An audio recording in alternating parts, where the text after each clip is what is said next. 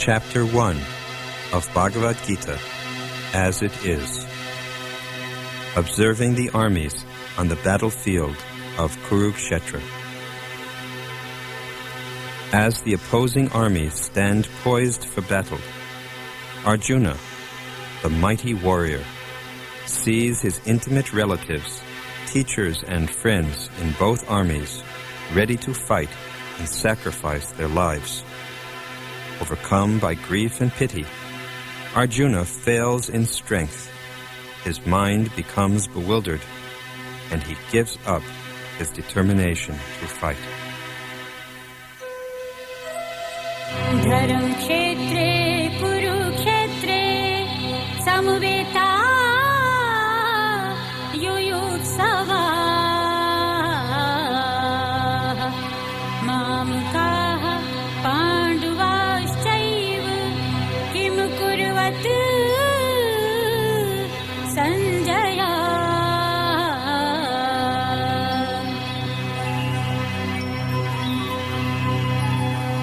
Dhritarashtra said, O Sanjay, after my sons and the sons of Pandu assembled in the place of pilgrimage at Kurukshetra, desiring to fight, what did they do? Drishtva tu panduvanikam vyudham duryodhanastada acharyam upasangamya raja vachanava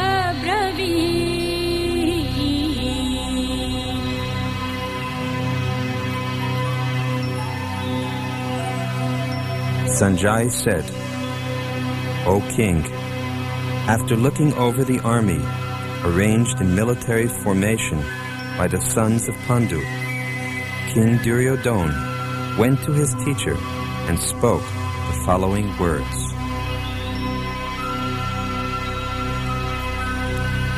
Pashyetam Panduputranam Acharya Mehetim Chamu Vyudham Drupduputren Tab Shishyen Dhimata.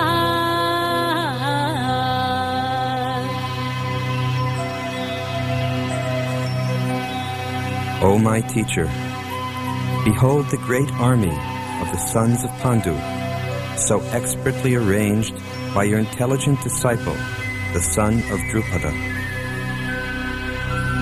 Atrishuraha maheshvasaha bhimarjun samayudhi yuyudhanaha virataha cha druptaha cha maharatha.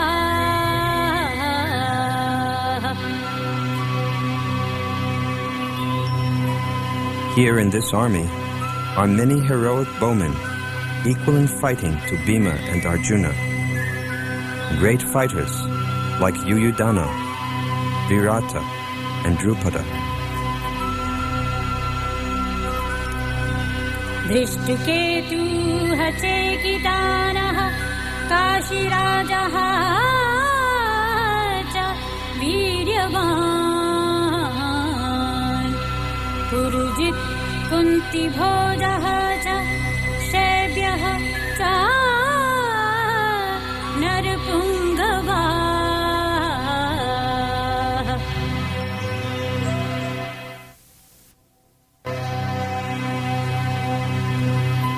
There are also great heroic, powerful fighters like Drishtaketu, Chekitana, Kasiraja, Purujit, Kunti Bhoja, and Shaibya. Yudhamanyuha cha vikrantaha uttamaja cha viryavan saubhadraha draupdeyaha cha sarve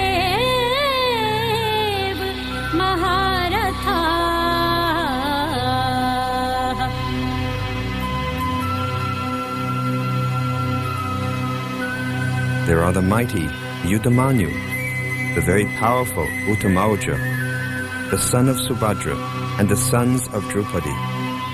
All these warriors are great chariot fighters. अस्माकं तु विशिष्टाये तान निबोधा द्विजोत्तमा नायकाः मम सैन्यस्य संज्ञार्थं तान ब्रवीमि ते.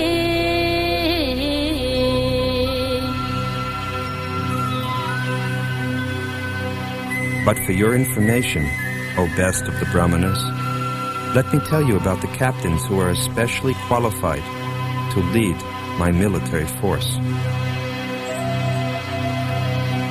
भवान् भीष्मः च कर्णः च कृपः च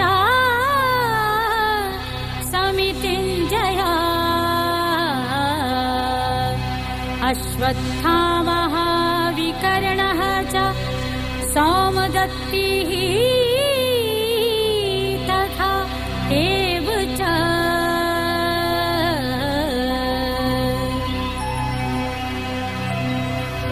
There are personalities like you, Bhishma, Karna, Kripa, Ashwatthama, Vikarna, and the son of Somadatta, called Buddhishrava, who are always victorious in battle. अन्ये च बहवः शूराः मदर्थे त्यक्तजीविताः नानाशस्त्रप्रहरणाः सर्वे युद्धविशारदाः.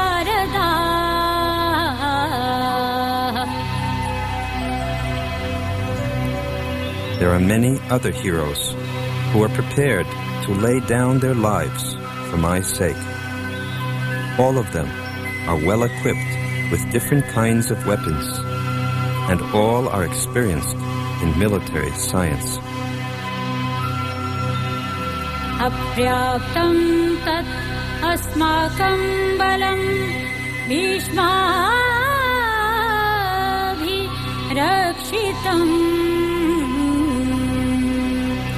पर्याप्तं तु इदं एतेषां बलं भीमाभिरक्षितम्.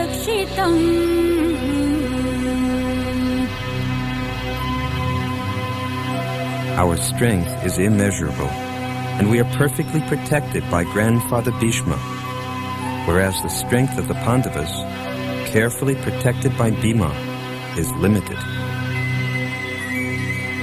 अयनेषु च सर्वेषु यथा भागम्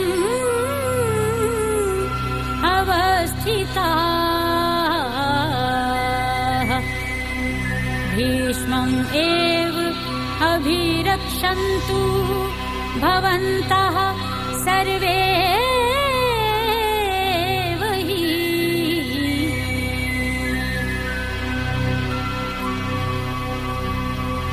All of you must now give full support to Grandfather Bhishma as you stand at your respective strategic points of entrance into the phalanx of the army. तस्य संजन्यन् हर्षं कुरु वृद्धाः पितामहाः सिंहनादं विनद्य उच्चैः शङ्खं दध्मो प्रतापवान्.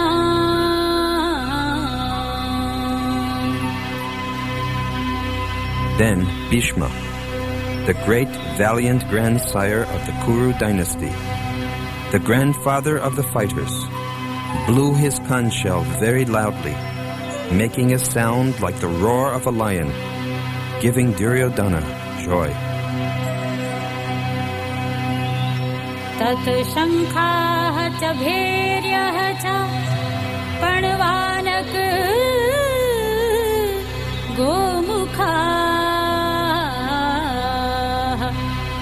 सहसा एव अभ्यङ्गन्तः सः शब्दः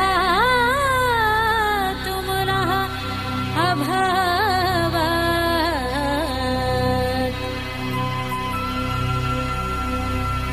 After that, the conch shells, drums, bugles, trumpets, and horns were all suddenly sounded, and the combined sound was tumultuous.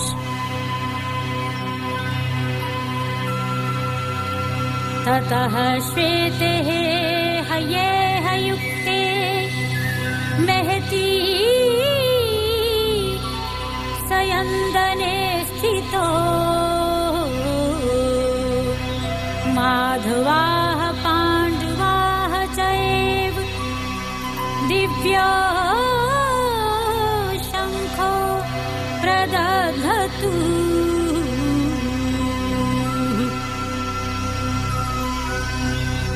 On the other side, both Lord Krishna and Arjuna, stationed on a great chariot drawn by white horses, sounded their transcendental conch shells. पाञ्चजन्यं ऋषिकेशाः देवदत्तं धनञ्जयाः पौण्ड्रं दधुमो महाशङ्खं भीमकर्मा वृकोदराः.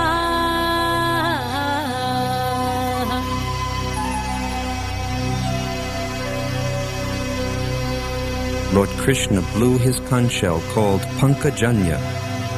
Arjuna blew his, the Devadatta, and Bhima, the voracious eater and performer of Herculean tasks, blew his terrific conch shell called Pondra. अनन्त विजयं राजा कुन्तिपुत्रः युधिष्ठिरः नकुलः सहदेवः च सुघोष्मणि पुष्पको काश्यः च परमेश्वासाः शिखण्डी च महारथाः धृष्टद्युम्नः विराटः च सात्यकी च अपराजिताः द्रुप्तः द्रौपदेयाः च सर्वशाः पृथ्वीपते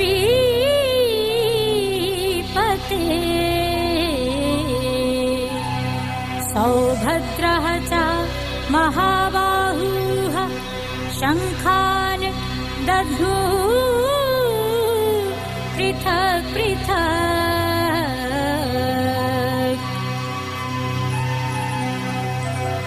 King Yudhisthira, the son of Kunti, blew his conch shell, the Ananta Vijay, and Nakula and Sahadev blew the Sugosha and Manipushpaka.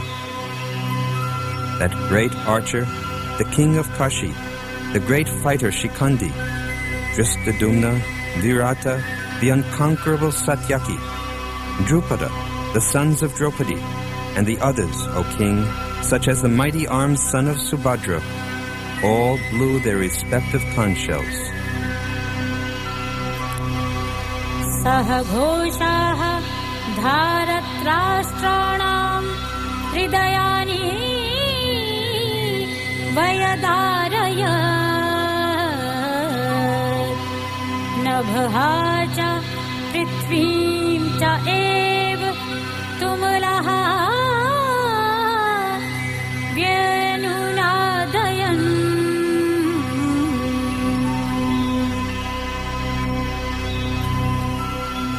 The blowing of these different conch shells became uproarious.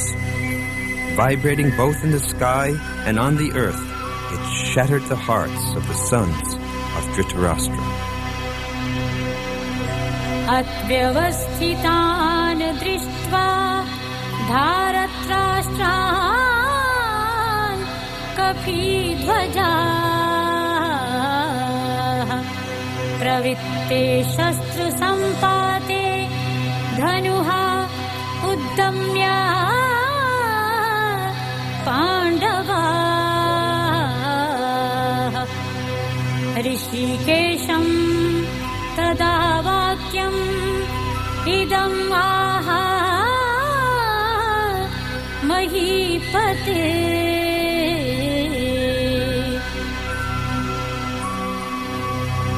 At that time, Arjuna, the son of Pandu, seated in the chariot bearing the flag marked with Hanuman, took up his bow and prepared to shoot his arrows.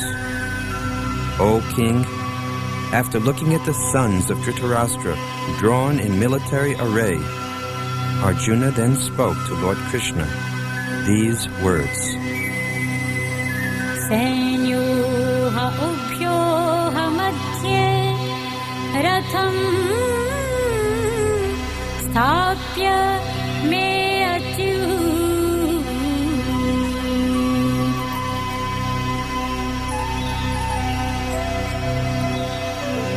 yavat etan nirikshe aham yodhukaman avasthitan kehamyasehe yodhavyam asmin samudyame.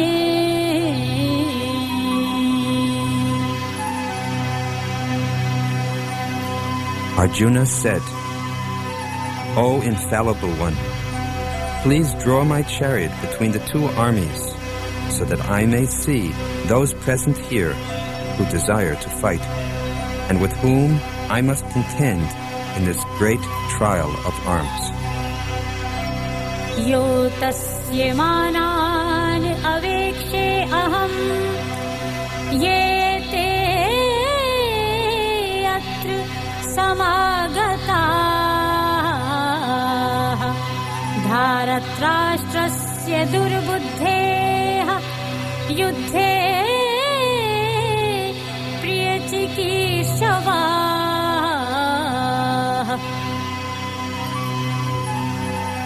Let me see those who have come here to fight, wishing to please the evil-minded son of Dhritarashtra. एवम् उक्त्वा ऋषिकेशः गुडाकेशेन भारत सेनयोः उभयोः मध्ये स्थापयित्वा रथोत्तमम्.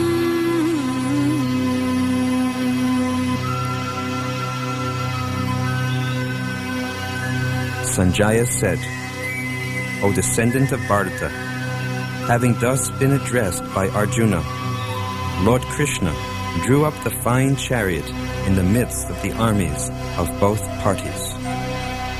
Ishmadron pramukhataः sarvesham cha mahikshitaः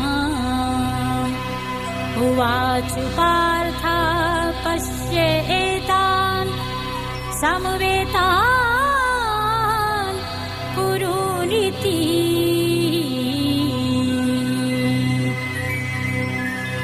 In the presence of Bhishma, Drona, and all the other chieftains of the world, the Lord said, Just behold, O Partha, all the Kurus assembled here. Tatra apshayat sthitan parthaha pitrin ath pitamahan acharyan matulan bhratrin putran pautran sakhin तथा शशुरान् सुहृद्या च एव सेन्यो उभयोरपि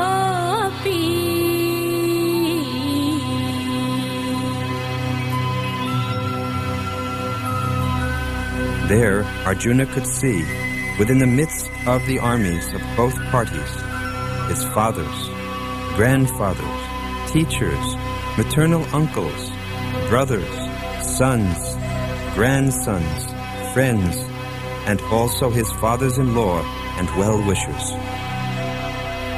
तान् समीक्ष्य सः कौन्तेयः सर्वान् बन्धून् अवस्थितान् कृपया परया आविष्टाः विषीदन् इदम् अब्रवीत्. When the son of Kunti, Arjuna, saw all these different grades of friends and relatives, he became overwhelmed with compassion and spoke thus. दृष्ट्वा इमं स्वजनं कृष्ण युयुत्सुं सम् उपस्थितम् सीदन्ति मम गात्राणि मुखं च परिशुष्यति. Arjuna said, "My dear Krishna, seeing my friends and relatives present before me in such a fighting spirit, I feel the limbs of my body quivering and my mouth drying up.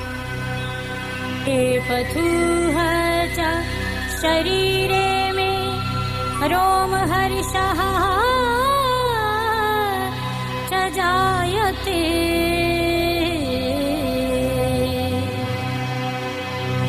गाण्डीवं संस्थे हस्तात् त्वकः च एव परिदह्यते.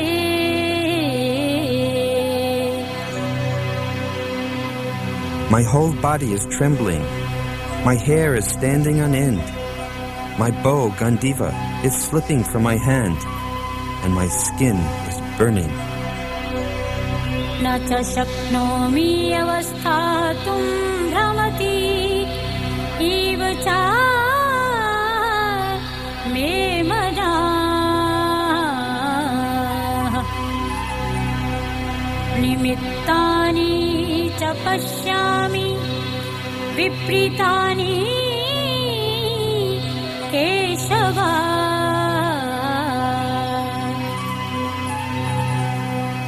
I am now unable to stand here any longer. I am forgetting myself, and my mind is reeling. I see only causes of misfortune, O Krishna, killer of the Keshi demon. न च श्रेयः अनुपश्यामि हत्वा स्वजनम् आहवे न काङ्क्षे विजयम् कृष्ण न च राज्यम् सुखानि च. I do not see how any good can come from killing my own kinsmen in this battle. Nor can I, my dear Krishna, desire any subsequent victory, kingdom, or happiness. किम नः राज्येन गोविन्द किम भोगे जीवितेन वा.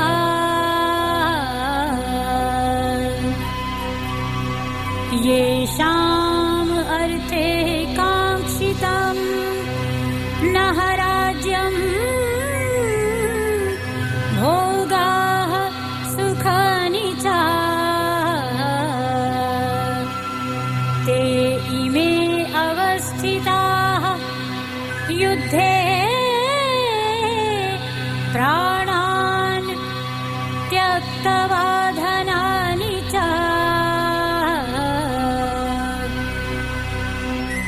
आचार्याः पित्रः पुत्राः तथा एव च पितामहः मातुलाः श्वश्राः पौत्राः शालाः सम्बन्धिन्न तथा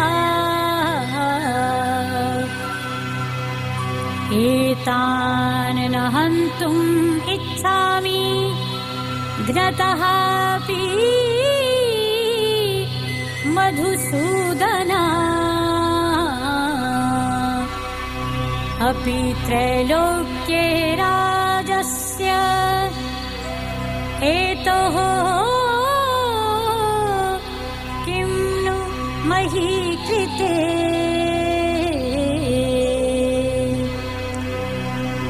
निहत्य धारत्राष्ट्रान् नः का प्रीतिः स्यात्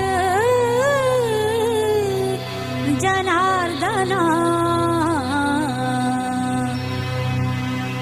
O Govinda, of what avail to us are kingdom, happiness, or even life itself, when all those for whom we may desire them are now arrayed in this battlefield?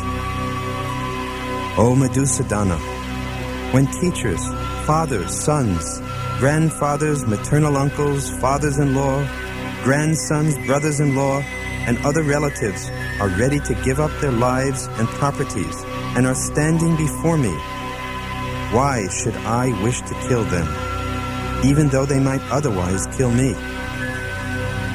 O maintainer of all living entities, I am not prepared to fight with them, even in exchange for the 3 worlds, let alone this earth. What pleasure will we derive from killing the sons of Dhritarashtra? Papam eva ashraye tasman hatva etan atataina tasmat nah arhaha vayam hantum धारत्राष्ट्रान् स्वबान्धवान् स्वजनं हि कथं हत्वा सुखिनः स्याम Madhava. Sin will overcome us if we slay such aggressors. Therefore, it is not proper for us to kill the sons of Dhritarashtra and our friends. What should we gain, O Krishna, husband of the goddess of fortune? And how could we be happy by killing our own kinsmen? यद्यपि एतेन पश्यन्ति लोभो पहत चेतसा कुलक्षये कृतं दोषं मित्रद्रोहे च पातकम् कथं न ज्ञेयम् अस्माभिः पापात् अस्मात् निवर्तितुम् कुलक्षये कृतं दोषं प्रपश्यद्भिः जनार्दन.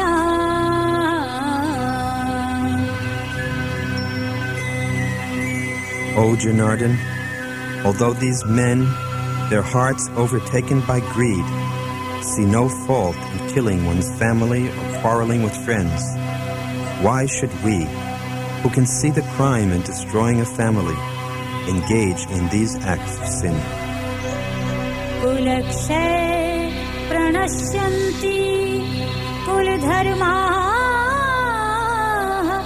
सनातनाः धर्मे नष्टे कुलं कृत्स्नम् अधर्मः अभिभवति.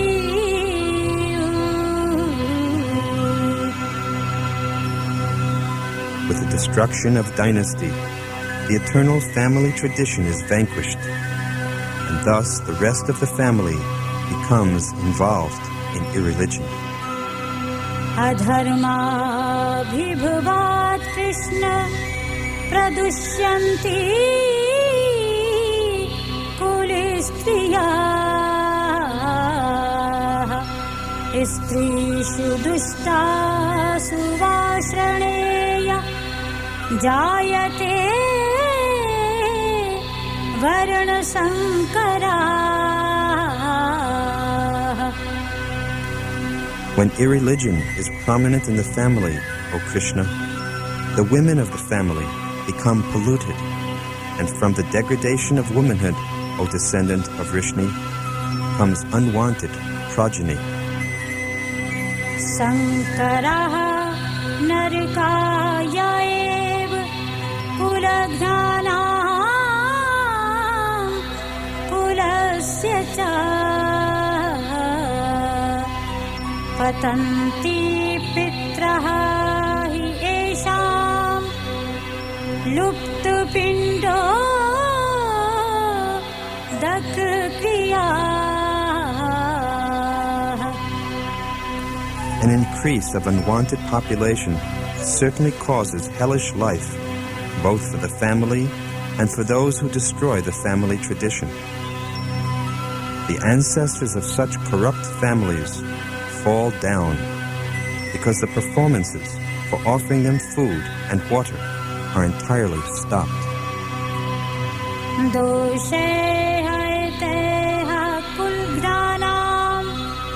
वर्ण संकर कारके उत्साद्यन्ते जाति धर्माः कुल धर्माः च शाश्वताः. By the evil deeds of those who destroy the family tradition and thus give rise to unwanted children, all kinds of community projects and family welfare activities are devastated.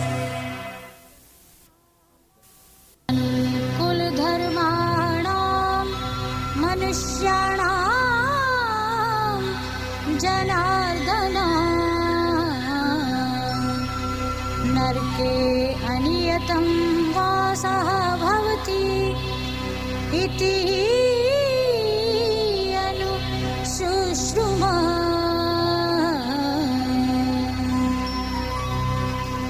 O Krishna, maintainer of the people, I have heard by disciplic succession that those who destroy family traditions dwell always in hell. Aho bat mehet papam kartum vyavasitaha vayam yat rajya sukh lobhen hantum swajanam udyata. Alas, how strange it is that we are preparing to commit greatly sinful acts. Driven by the desire to enjoy royal happiness, we are intent on killing our own kinsmen. Yadi mam apratikaram ashastram shastrapanaya dharatrashtraha rane hantuha tatme kshemataram bhave.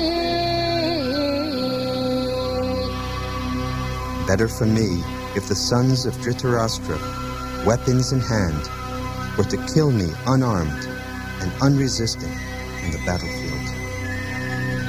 Evam uktva Arjunah sankhe rathopasthe upavisha visrajya sasharam chapam shoka संविघ्नमानसाः.